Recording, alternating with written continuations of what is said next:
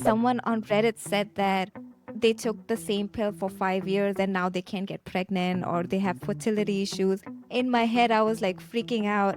Do you think stress can cause infertility? What if you're stressed about fertility? That's so Honestly, crazy. this is very concerning not because to I'm be. stressed all the time. Yes, exactly. Literally, is it true that certain sex positions improve chances of pregnancy? How much would IVF cost and versus IUI? I believe IUI is about for a round, and then an IVF cycle is about or start. So there's Wow. of course a really big difference. Hi everyone, welcome to another episode of Someone Like Us podcast, where our host Anne, Joelle, and me share our stories and experiences while living abroad. We hope somewhere someone like us will find some comfort from our podcast. As you may know, all three of us are women in our 30s, so reproductive health is a topic that's always on our minds. It's a big part of our life, and I think it's time to talk about it. Today, we're gonna discuss everything from menstrual cycle, family planning, to fertility, and yes, even men's reproductive health. To help us make sense of everything, we're so excited to have a friend of mine on the show. She's a nurse working in fertility and IVF. She also a former pediatric nurse with a deep commitment to women's and children's health. Everyone, please welcome Rebecca Puckett. Welcome to the pod, Becca. Hi, Yay. thank you for having me. I'm Welcome. so excited. Okay, so before we start talking about all the good stuff, I have a quick icebreaker question for you, Becca. Okay. So I know that you used to be a pediatric nurse and now you're working in fertility and IVF. Which one do you like better? Taking care of children or taking care of their moms? Oh, that's a great question. I love both jobs. I think both specialties are so different, but also so intertwined in different ways. We work a lot of the emotional skills that I use in the pediatric world and working with families and parents are so applicable to my new job in the fertility world. I love working with kids. I think they're so interesting, especially at the age of like 3 to 5, because they're just like sassy and they have attitude, especially when they're sick and they're just like grumpy. But I love doing what I can to like make them smile once that day while they're like in the hospital with us. But I also really love working with women.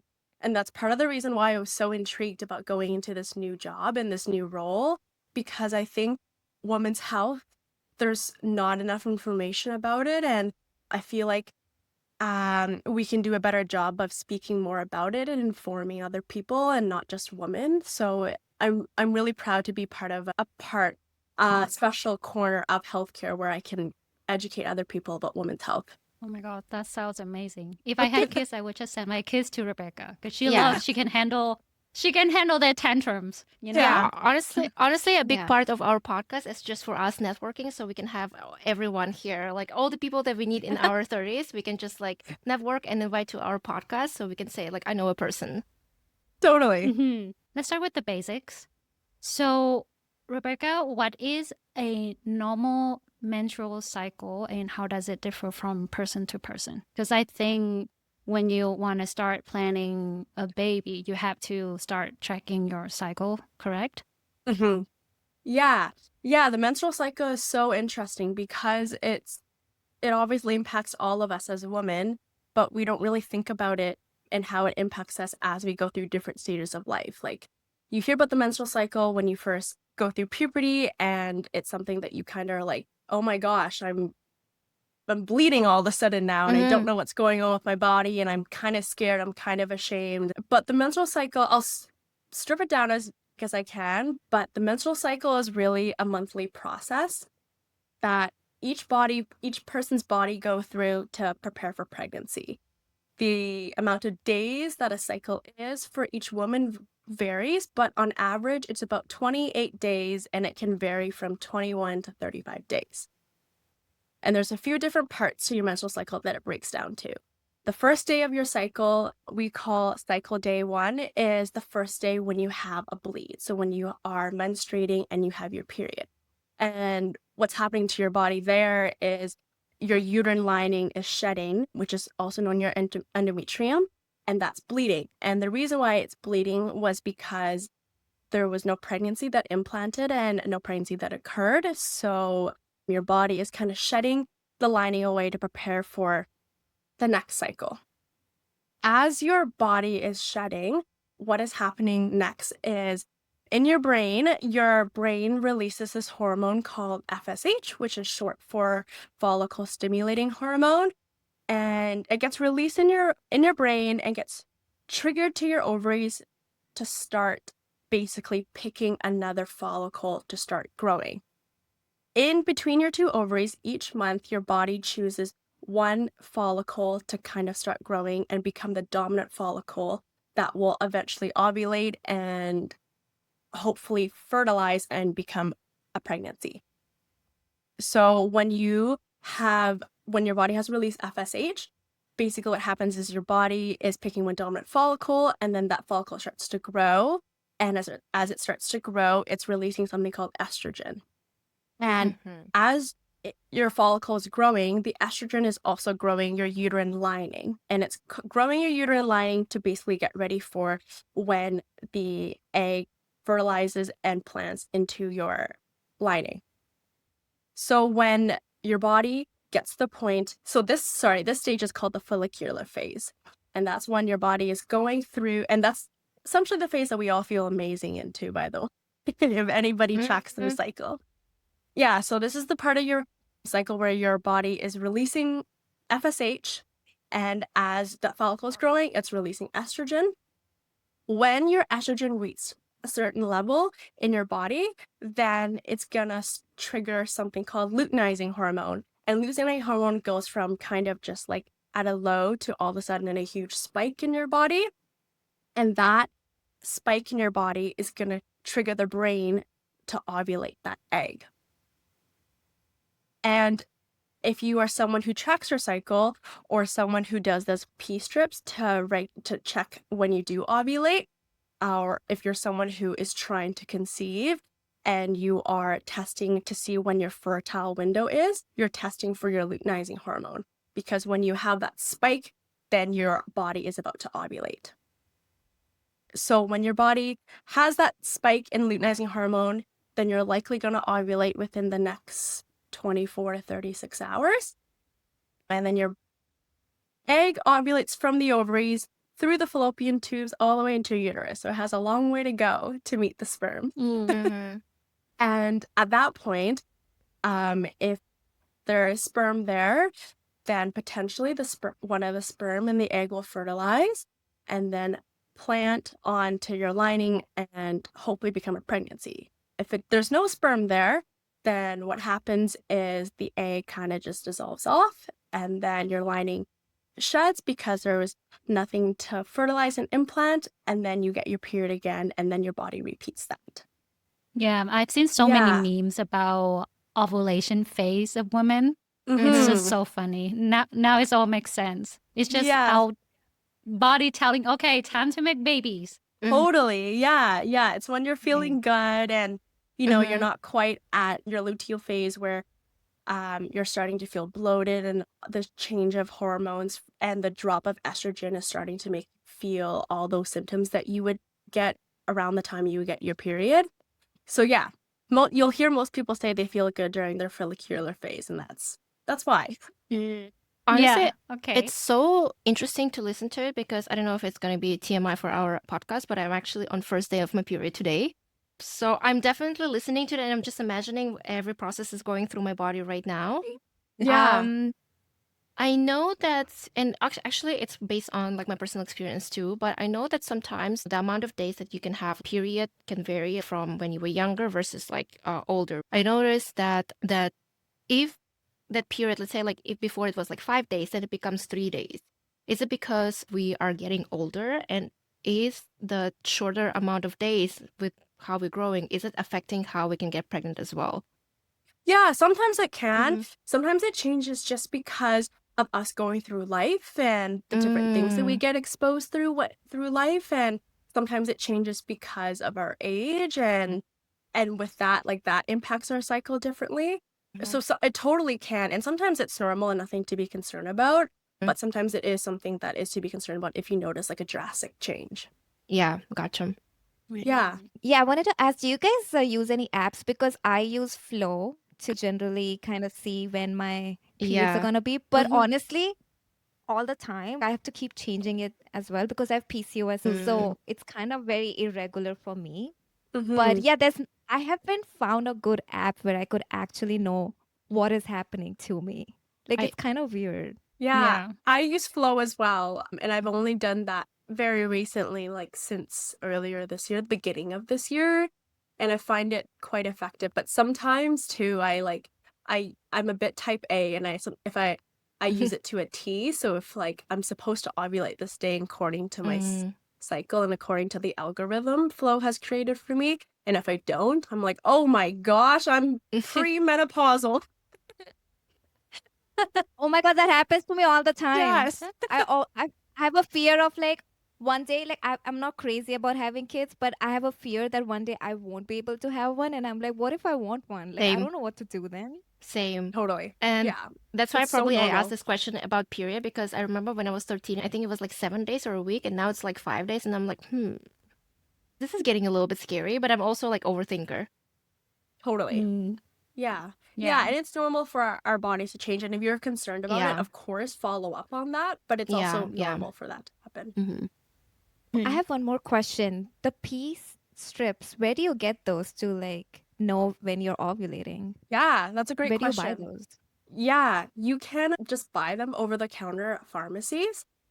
Yeah, they're super accessible. That's a way for people who are trying to conceive and time it a bit more precisely.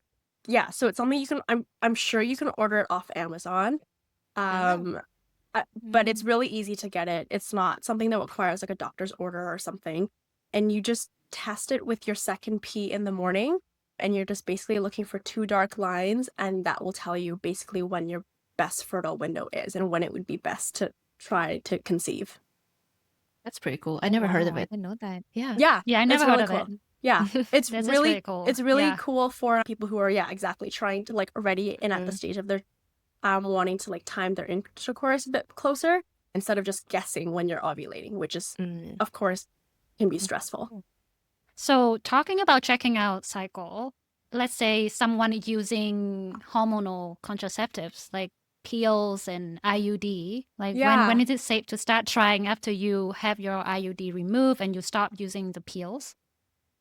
Yeah, I have been told and learned that, of course, everybody's body is different, and the form of protection that you use and contraception that you use will also impact how long it takes your body to get back to a regular cycle. If you had a regular cycle before you use contraception is also something to consider, because if you didn't have a regular cycle, then it's hard to know when you're going to regulate afterwards.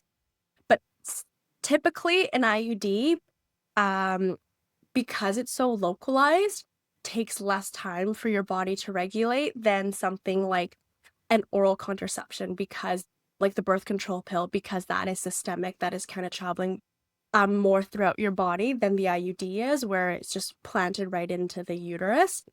So I believe that typically it can take about 6 months, sometimes longer, for your body to regulate from the birth control pill, and it can be shorter for the IUD, which is about 3 months. But of course, that is just like a generalization, and everybody's body's so different. So it can, of course, take longer for some people. I read somewhere, and this could just be me overthinking or going through a Reddit like channel, and I don't know why I was freaking out. But like, I take the pill, and then someone on Reddit said that they took the same pill for 5 years and now they can't get pregnant or they have fertility issues. In my head, I was like freaking out. I mean, I still haven't stopped taking the pill, but I don't know if that's true or it's just a myth or people are just, trying to scare you out there. I don't know. Totally. Yeah.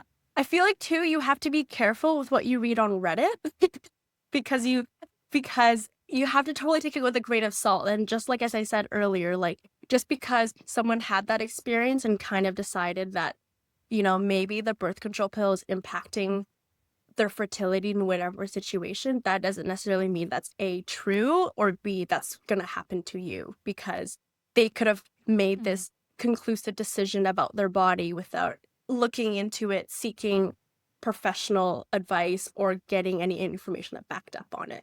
So I would be, I don't think that's true, but I would also be careful just reading what you see on Reddit, because who knows what they're saying out there. So true. Yeah. So another fun questions I have here. Do you think stress can cause infertility? Yeah, absolutely. I wouldn't say it may be a direct cause, but of course it can impact your body, just the way stress can flare up other things that are going on for your body. And stress impacts our body in so many ways. And there's so much research and information about how our gut and our brain are so related and how they work so closely together. So stress is definitely something that's really important to think about when you're going through anything fertility related, just like how it can impact any other parts of your health. Wow. Interesting. What if you're stressed about fertility? That's so Honestly, crazy. this is very concerning not because to I'm be. stressed all the time. Yes, exactly. Literally, I cannot imagine There's- myself not stressing. There's so much to be stressed about, especially as a woman. And then, you got to think about fertility alone, whether or not you want to have kids. It's so easy to be stressed about, and one of, is my cycle normal? Is the symptoms I'm experiencing normal? Is this normal for someone like my age? Like, what does any of this mean? And it's so easy to kind of overlook anything. But part of it too is just seeking advice when you think something is wrong, and that's never going to be the wrong answer too. So, and you know your body best, so trusting yourself, and if you feel like something is wrong or something in your mind is telling you something is wrong, that's of course a good reason to go and seek help. But yes, as women, it's so easy to stress about anything and everything all the time. Yeah. Yeah. And so all three of us are in our 30s. And I know that the need for family planning change throughout a person's life. Is it true that when you're in your 20s, the chance of getting pregnant is 100%? And then when you're 30s, the number goes down to 50. And then when you turn 40, it becomes 25. And then, later on, might goes out to 0.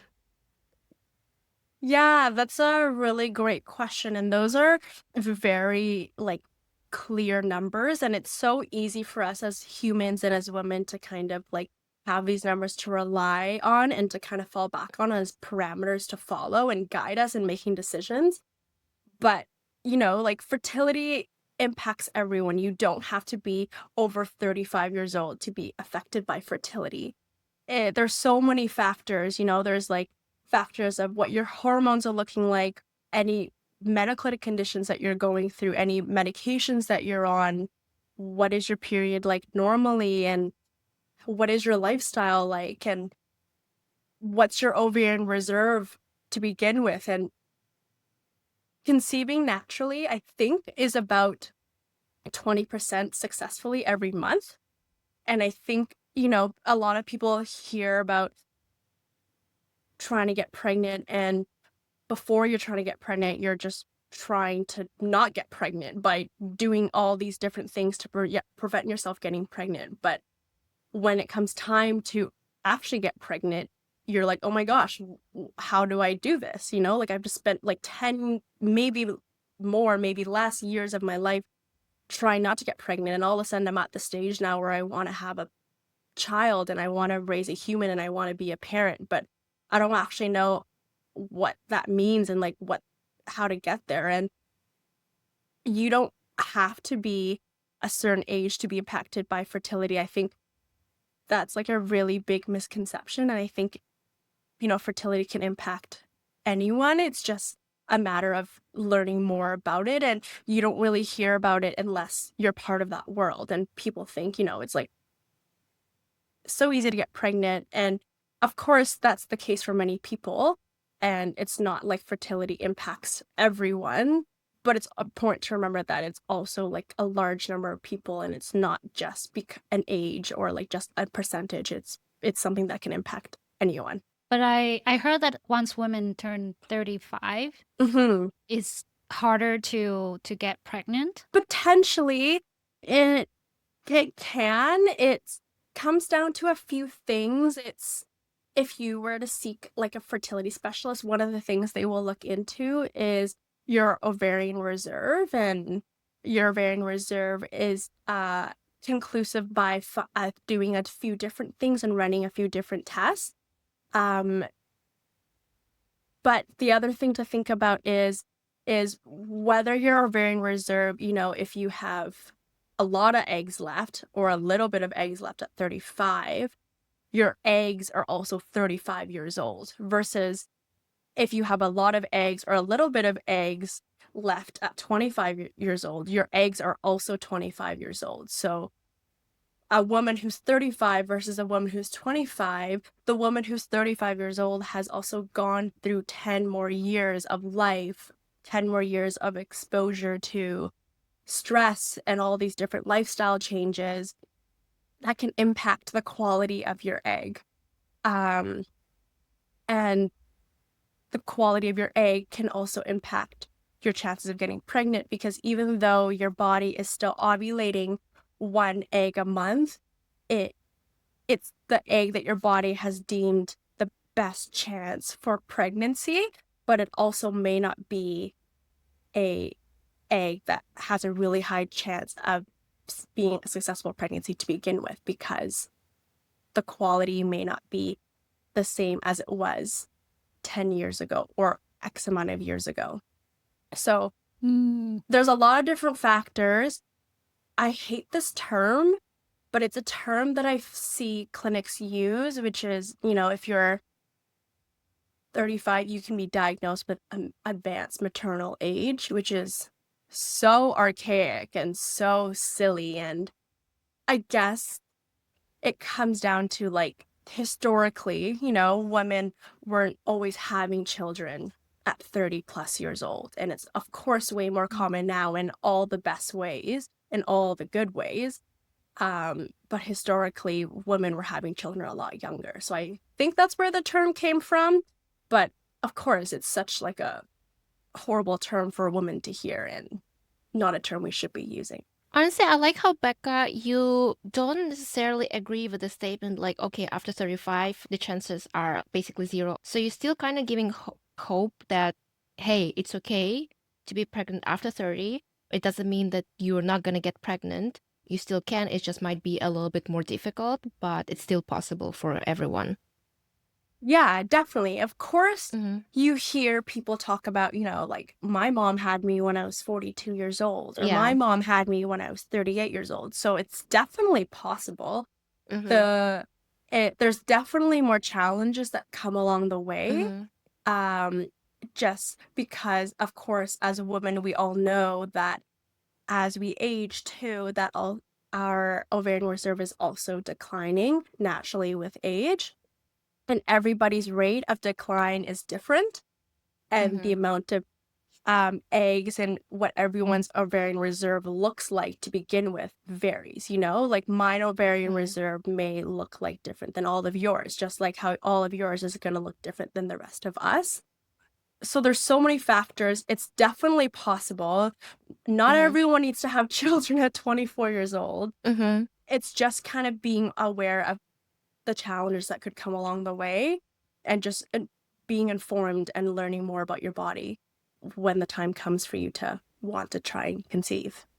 So is there a test that we can do to find out about the quality and quantity of our egg reserves? Yeah, there's a test that you can do to find out about more so of the quantity of your egg reserve, and that is a blood test called your AMH. And there's another test that you can get done, which is an ultrasound that can happen at many fertility clinics, where they go in and count how many follicles you have during that cycle in each ovary. and kind of correlate to what your AMH looks like. And those two numbers together can kind of help give a fertility doctor a better idea of what your ovarian reserve looks like. But the best indicator for the quality of your ovarian reserve is your age. For sure, a woman who is 25 years old is going to have better eggs in quality than a woman who's 35 years old. So the age is definitely the number one way to help you figure that out. Well, great, everyone. Get ready. Next week, you guys should schedule an AMH test right away. Yeah. How do you get stressed about stuff like this? Yeah. This is crazy. I'm already like, I don't know, should I kind of like start thinking about this stuff? Because what the hell? Yeah. I know there's like probably like 100 things running through your mind right now. Yeah. Yeah. Yeah. So I feel like for our parent generations, it's quite easy, or I would say easier for them to have children. And it just looks like our generation is facing a lot of challenges with fertility issues. So from your work experience, what's the most common cause? Is it just because we planning children later than our parents? Or are there any other causes that making everyone having trouble getting pregnant? Yeah, great question. I also partly asked myself that too, because I would also love to know the answer. Definitely a part of it is we're choosing to have children later in life. And of course, as I said earlier, like the quality of your eggs, the number one indicator of that is your age. And now where we live in a world where women are empowered and encouraged to, have a job of their own, have the income of their own, and have more of a financial say in a relationship, and also have other priorities than becoming a mom and having a family right away. They are choosing to have children later in life. And that's great. That it totally makes sense, like we have other goals and other priorities, and getting education is a priority. So with that, people are just naturally having children later in life, which can impact your fertility status and your health, but can also, I've heard a lot of people talk about the potential of our society being exposed to microplastics and how that can maybe impact our fertility, and the inflammation that it may cause from that. And we don't know, but I wonder how the usages of cell phones and having that always within arm's length to us may impact what is that doing to our body. And I'm not saying that's directly impacting our fertility, but it's something that is worth thinking about, I think. And I think then a really major thing is definitely women choosing to have children later in life versus having children in their early 20s or around then. I also Yeah. feel like it's cost Yeah, of living. If you take just Canada, like as an example, cost of living Yeah. is so high, right? When Totally. are you gonna be ready to, because having children is like a good amount of money, right? Not only you have to deliver, but then you have to take care and food and diapers and then daycare. Like it's a lot of money. So I feel like that probably is like one of the big indicators too. Totally. It's, Mhm. in my opinion, like the biggest decision of your life to choose to become a parent, and Mhm. in my opinion too, I also think it's, of course, choosing your partner is a really big decision, but I think when you choose to bring life in the world is even a bigger decision. And of course, respectfully, women are choosing to have that later because there's more to consider than maybe just going through the typical default of,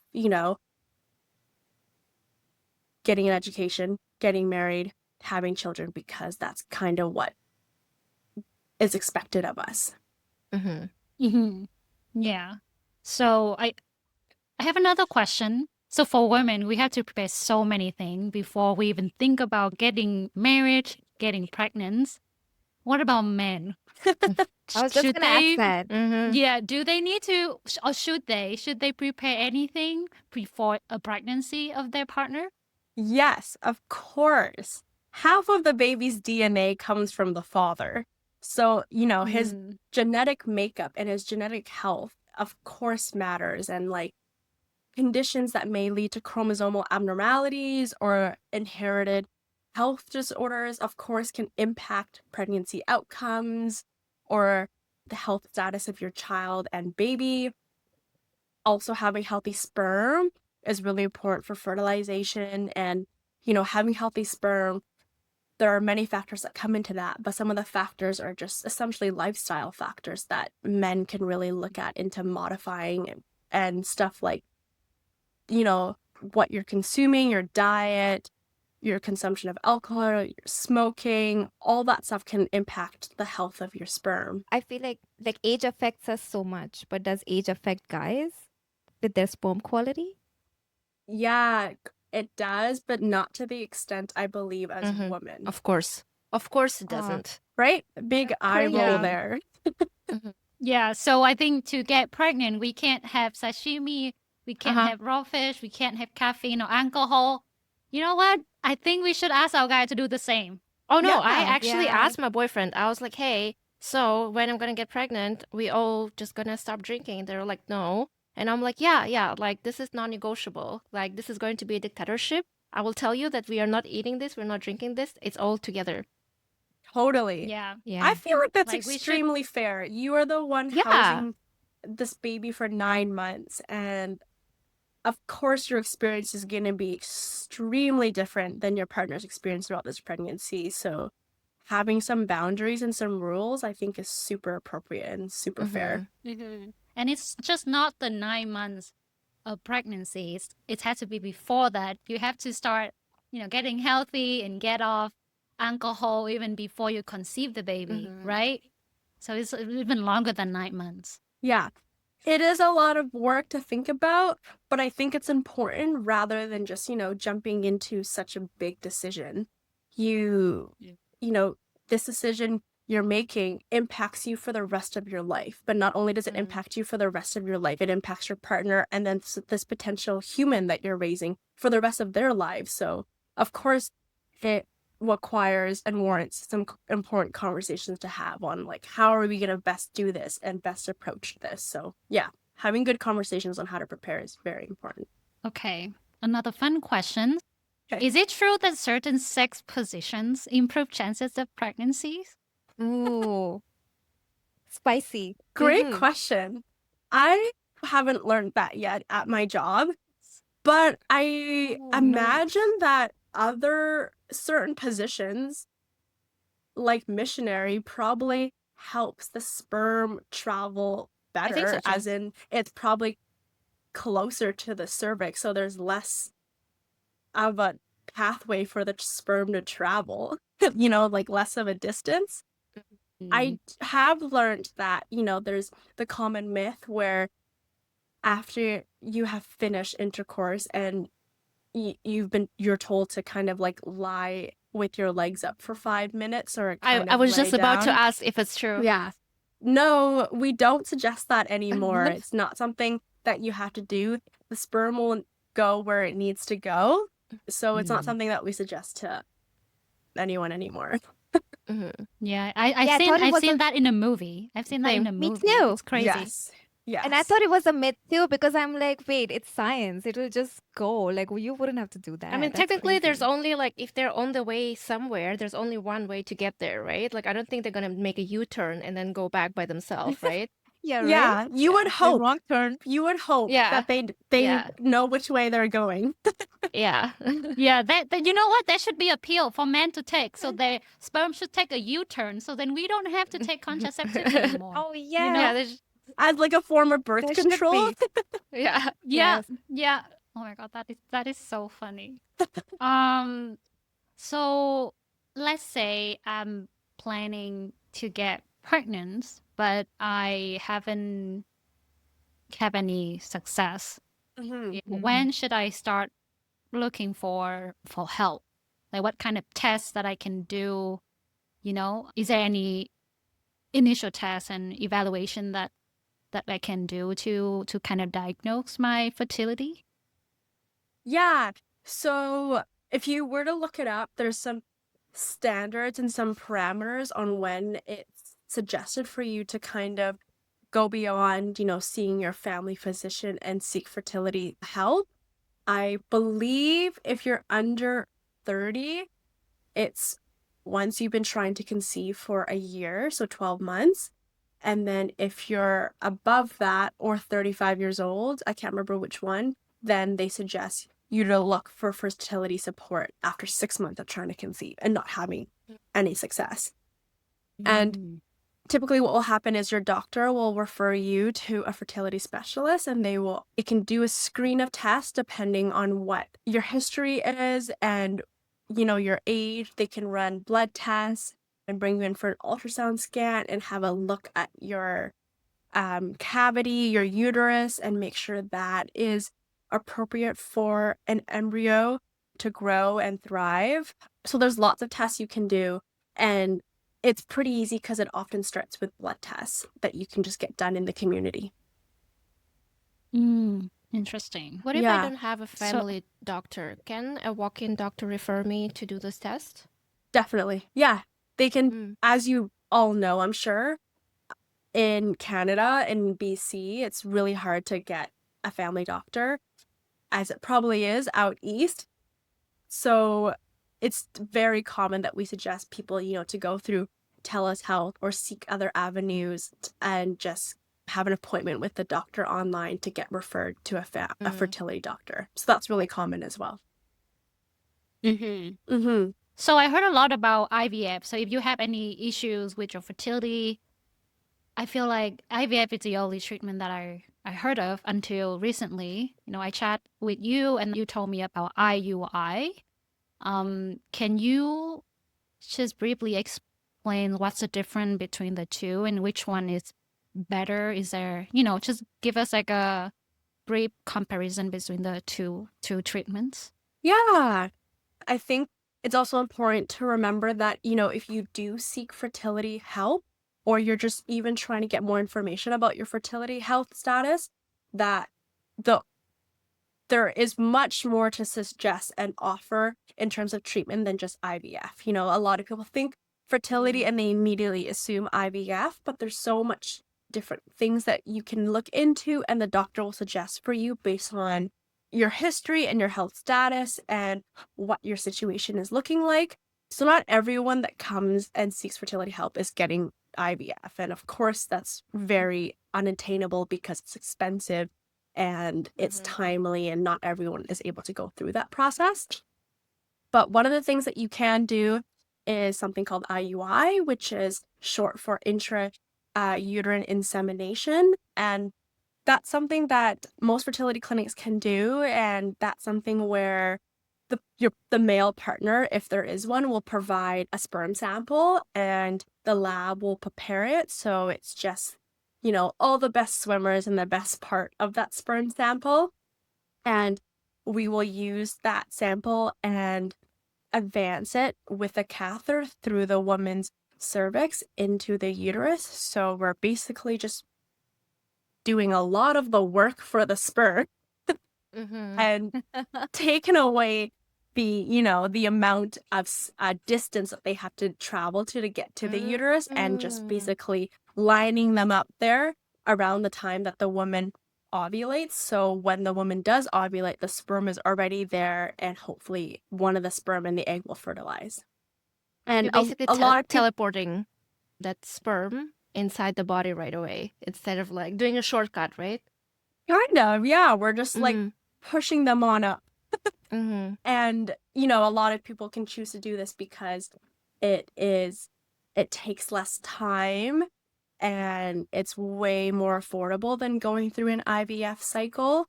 So a lot of people, it's something that they want to try first before moving forward with IVF, because it's not as demanding on the body as it would be to go through an IVF cycle. And it's something that a lot of people can afford. Yeah. I'm sure a lot of people would be asking the question, could you give an estimate how much would IVF cost and versus IUI? Yeah. To be honest, I don't know what the exact costs are. I can only just give a estimates. rough estimate because as a nurse, we don't kind of see any of the costs. We have a different team that kind of looks into that. But I believe IUI is about $900 for a round. And then an IVF cycle is about, or starts about $10,000. So there's, Wow. of course, a really big difference. And, $10,000 isn't something most people set aside to try and have a baby. Most people think, it's going to be free. So no one really plans for that. So, if it is appropriate, the doctor may suggest you to move forward or try IUI first because it's more affordable. There's less things that your body is going through, and there's less things for you to think about in general. So it's something that a lot of people want to try. And I heard that in BC, recently the government just announced that they will fund one time $10,000 for IVF. Yeah. Just one time, one cycle. But that helps a lot. That's a lot of money. Totally. Yeah. Goodness. Yeah. Most people, That's as I said crazy. earlier, don't have a lot of money set Yeah. aside to try and conceive or have a baby or prepare for that part of it if that comes up. So that is really helpful. And I believe it's income based for the household. So it's dependent on what your income is as a household, on what you be eligible for. But it's great for some people who is able to, be eligible for the full amount, especially because not everyone that is seeking fertility care is necessarily doing it with a partner. Some people are single parent by choice, and some people are choosing to do this by themselves, which is amazing and totally up to them what they want to do, of course. So for situations like that, that can be really helpful for someone. It can go a really long way. What about egg freezing? I think it's become like a new thing in the past few years. I never heard of it until, I guess, 2 years ago. Is it available for, if you can afford it, is it true that anyone can do it? Or, you have to meet a certain requirements, or you need to be healthy? Yeah, it's totally up to you. Oh, It's essentially, if that's something that you're interested in and you have the means to do it, then that's something that is a service that is totally accessible for you. That's great. I totally see, the pros to egg freezing. As I said earlier, one of the number one factor to determine the quality of your eggs is your age. So, freezing your eggs when you are 30 years old, so you can have a baby maybe when you're 38, 39 years old is huge, because then your eggs are also 30 years old instead of 39 years old. And I believe an egg freeze is very similar in pricing in terms of going through the process and going through all the medication and testing and monitoring that you need to get done as an IVF cycle. But it's such a good idea for someone who has the ability and the means to go through it. And, it's so easy on paper to say that, I want to go through egg freezing because I want to freeze my eggs and have a baby one day. But I also think it's also important to consider what your goals are in life and what your partner's goals are in life and make sure those are aligned.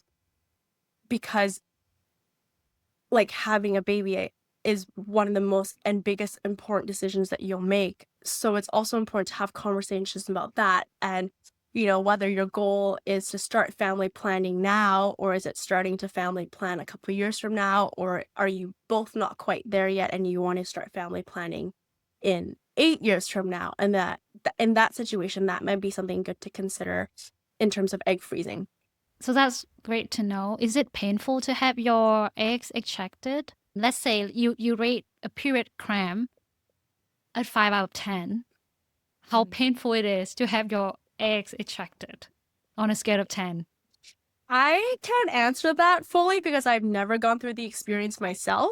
So I don't know what it's like. But what I do know is when you go through that procedure, we give you medication to make you feel calm and relaxed and to take the pain away. So, of course, you're not going to go through that on your own because it is a procedure. And we make sure that the woman is comfortable and as pain-free as they possibly can be. So if that ever comes to a point for someone that wants to go through with that, it's not something that, just happens really quickly. And Yeah. there's definitely Sorry. lots of consideration to come for pain medication. Yeah, I just imagine like when you said quickly, it's just like somebody just grabbing it and putting it somewhere. But That would actually, be crazy. Yeah, for sure. But this is a surprise for me because for some reason I was thinking that the whole procedure is like a surgery where they give you like anesthesia and then you don't know anything and then you just wake up and then they're like, you're done. So you are conscious during that surgery, like during egg freezing. Yeah, it can vary for clinic to clinic, I'm sure. But Mhm. I believe that most clinics you are conscious, but you are getting Gotcha. medication to feel kind of like sleepy, relaxed, and obviously to take the pain away. Yeah. So let's say after the procedure, I have 3 eggs, but then I end up having 2 kids. What gonna happen to the third egg? Up to Would you. you just throw it away? Oh, It's up to you. So, one of the things that you do is you, of course, sign many consent forms, and part of that consent form is signing to what happens with those eggs or embryos if you make any. Of course, if you want to keep storing it and freezing it for year after year, that's of course a possibility. But you also need to declare when you sign all the paperwork what happens if, one of you were to pass or one of you were to break up and get into a divorce. Do you want to keep those embryos that you made with someone that you are divorced with? Because that's something to consider. So it's totally up to you. That's It's true. your body, it's your genes, it's your chromosomes. And you are paying for the service. So it's up to you what you want to do with it. How long can we keep the eggs for? That's a great question. I don't believe so because you are essentially paying for the service year after year. So it's kind of up to you, and it's a service at the end of the day. So as long as I think as you're willing to pay for it and you have the means to, then I think you're able to keep freezing them. Right. Yeah. It could be expensive, I imagine, because, it's kind of an embryo and you need to keep it in the fridge or somewhere safe. You're paying, I think, like either monthly or yearly, kind of like a subscription service thing. Like in a sense, I feel like. Yeah. And I also, and by the way, me and my friends, we were like talking about it and we thought like maybe it would be like cheaper to actually do it in Vietnam and do egg freezing in Vietnam and just store it there. But then also, what is it? Like every time I want to get pregnant, I will have to get a ticket to go to Vietnam. So I don't know if it makes sense, but I do feel like it would be way cheaper to do it like somewhere else. Interesting. Yeah. I don't know what the prices are like compared to, other clinics around the world, but something worth considering. It's so expensive and obviously a lot to think about. So Yeah. if you can do it in a place where you can afford it, it might not be a bad idea. If someone's gone through a miscarriage and they are again trying to get pregnant, is it tougher? Does that affect? I know it affects mentally a lot, but is there like less chances? I don't know how that works. Yeah, great question. So many things are going to my head as I try to answer that. Well, first of all, I think it's really important to know that miscarriages are extremely common. And we don't know that because it's really hard to talk about, and it can often be a really isolating experience for people to experience that when they are experiencing that. So, of course, naturally, then we are talking about it less, and then you hear about it less. But then that causes a cycle of, if you end up going through it, then you think this is just an experience that you're going through. How do I even begin to talk about this to people who don't understand? You feel so alone, and then you just become more isolated. So it's just really important to know that miscarriages are common. Our bodies are really good at picking up when, the female chromosomes and the male chromosomes, when they become intertwined, that if it's not going to be a successful pregnancy, then it's just going to break off and not continue to be a successful pregnancy. But our body is really good at picking that up and kind of going down that if it needs to. You know, even though an egg and a sperm fertilizes, it may not be a sperm that has really good genes that are appropriate or compatible for life and pregnancy. Same with the egg, you know, like even though that can happen, that might not be enough like DNA makeup to continue to progress to our pregnancy. So there's so many factors why miscarriages happen, but miscarriages are extremely common. And of course, it's very possible and normal to get pregnant after a miscarriage.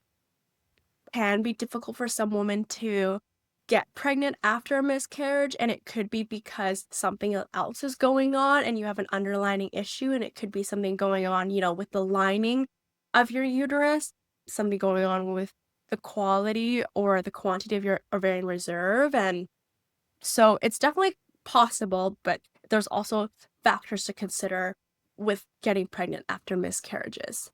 You'll notice a theme that, you know, like it's so body dependent and so individual dependent, because that's what it really is too. It's so hard to quantify, like put ourselves in all these slots and categorize ourselves, even though we want to naturally, because we think it's going to be easier for us to make decisions. But everybody's body is so different, and what works for me is not going to work for you, and vice versa. Yeah, thanks for clearing a lot of misconception about fertility and all the treatments. Is there any common misconception that you hear from your clients that you want to bring up? Yeah, I think a misconception is, you know, a lot of people when they come to a fertility clinic, they have been trying to conceive for an X amount of time, whether it's 6 months, a year, often longer. And they're basically like, what's wrong with me? You know, so many people in my life, generations before me, my community has been able to get pregnant successfully. And I haven't been able to, like, what's wrong with me? Is there something going on?